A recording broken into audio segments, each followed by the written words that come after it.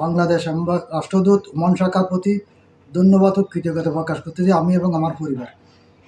আমার অল্প সময়ের মধ্যে আমার খোঁজখবর নেওয়ার জন্য, আমার চিকিৎসার ব্যাপারে এবং আমার ইন্স্যুরেন্সের টাকা আদায়ের ব্যাপারে।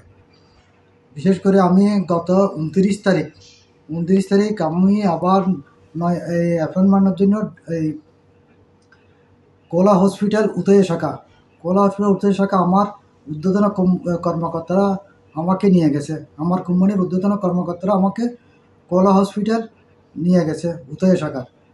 ওমানের হামিরিয়ার হোন্ডা রোডে চালু হলো বাংলাদেশি প্রতিষ্ঠান আল শেফার ফার্মেসি, যেখানে সকল ধরনের ঔষধ, কসমেটিক্স ও সার্জিক্যাল আইটেম মিলছে সুলভ মূল্যে।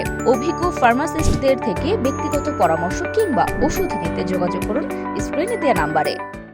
ওইখানে আমার অ্যাম্বাসেডারের ঊর্ধ্বতন কর্মকর্তারা সশরীরে আমার সাথে সাক্ষাৎ করছে এবং আমার খোঁজখবর নিছে এবং আমার ঊর্ধ্বতন কর্মকর্তার সাথে কথাবার্তা বলছে এবং আমার সুচিকিৎসার ব্যাপারে ওই ডাক্তারের সাথে কথা বলছে এবং আমার ইন্স্যুরেন্সের আদায়ের ব্যাপারে আমাকে আশ্বস্ত করছে।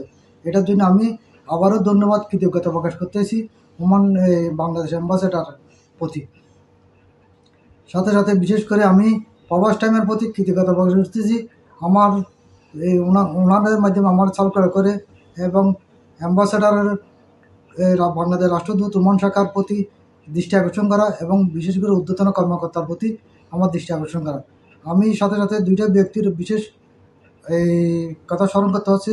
একটা হচ্ছে রাজধানীর কৃতি সন্তান ইয়াসিন চৌধুরী CIP, আর একটা হচ্ছে আমার কাজিন আলী আকবর মানিক। ওনারা আমাকে সার্বিক সহযোগিতা করতেছে, সুপরামর্শ দিতেছে।